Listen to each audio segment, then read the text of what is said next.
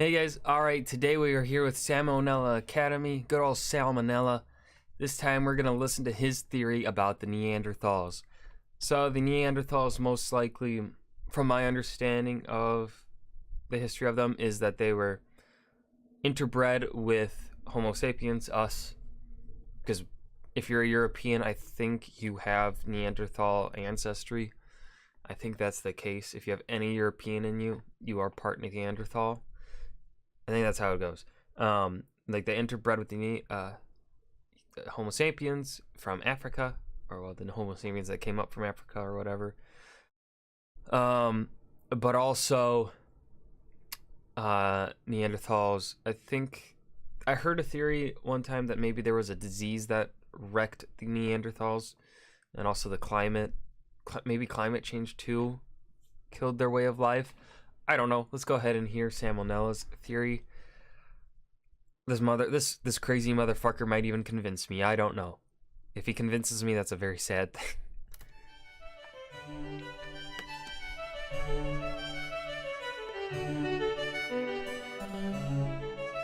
Hey kids, remember Neanderthals? Me neither, cause they're dead. Some say they went extinct because of out-competition by Homo sapiens, but personally, I don't subscribe to that notion. I believe that they went extinct primarily because they interbred with early humans, not because they were inferior survivors. I said that. Now, I could ramble on for a couple of hours about the genetic and archaeological evidence for this, but modern experts have already run those points into the ground. Now, instead, I want to bring something totally new to the table that I thought of myself. I call it the sexy Neanderthal theory.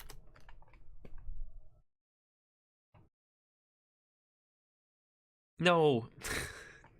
Okay, hear me out. From a modern day point of view, this all sounds ridiculous, right? If someone came up to you asking if you wanted to reproduce with a Neanderthal, you'd say no, that's disgusting. Who are you? This is a mall. Where is security? But that's just what society has taught you to believe. It doesn't really reflect the true animal within you. Don't believe me? Take a look at this sculpture. Gross, right? Well, guess what? Cavemen used to whack off to that. They thought it was great. So we're gonna have to... Did they? Put away all of our deeply rooted cultural ideations for a second, and instead look at things from a purely biological perspective. First, I gotta learn y'all a thing or two about sexual selection. There are two main types of sexual selection. There's intrasexual selection, where members of the same sex compete for dominance, and intersexual selection, where members of one sex are intentionally choosy about who they mate with. Now, most of these are done by most animals to some degree, but with humans and most other mammals, there's a bit of an asymmetry in how either sex performs its selection. Namely, males tend to focus more on intrasexual selection, while females prioritize intersexual selection.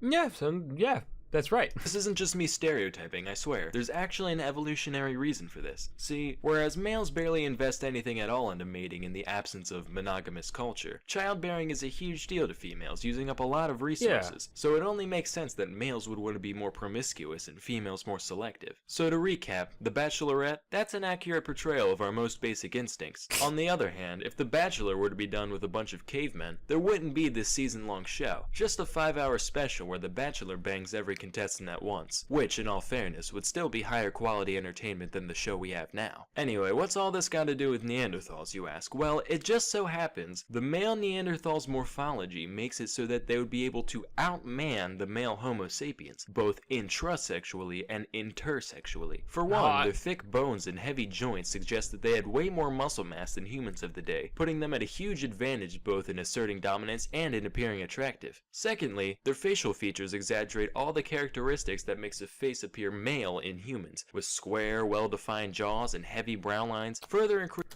I'm getting persuaded. I'm getting fucking persuaded.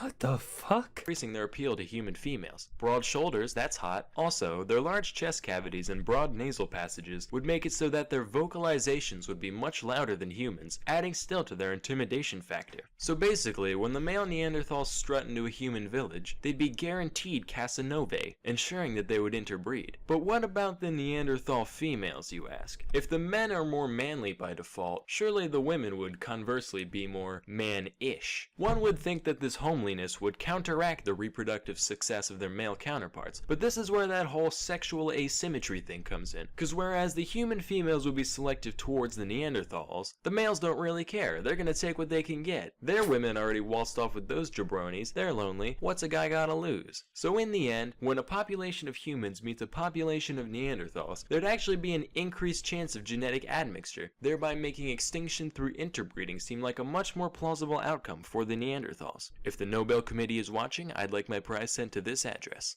Thank you. I have to go contemplate life now.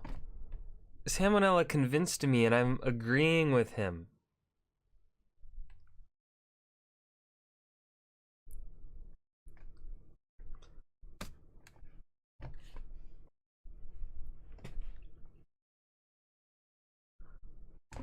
What? I'm just I have nothing to say. I agree. I'm baffled. I agree.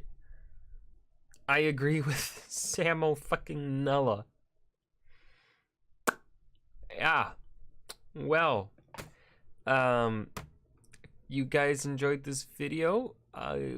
Hit that like button and subscribe for more, and I will see you guys in the next video. Peace.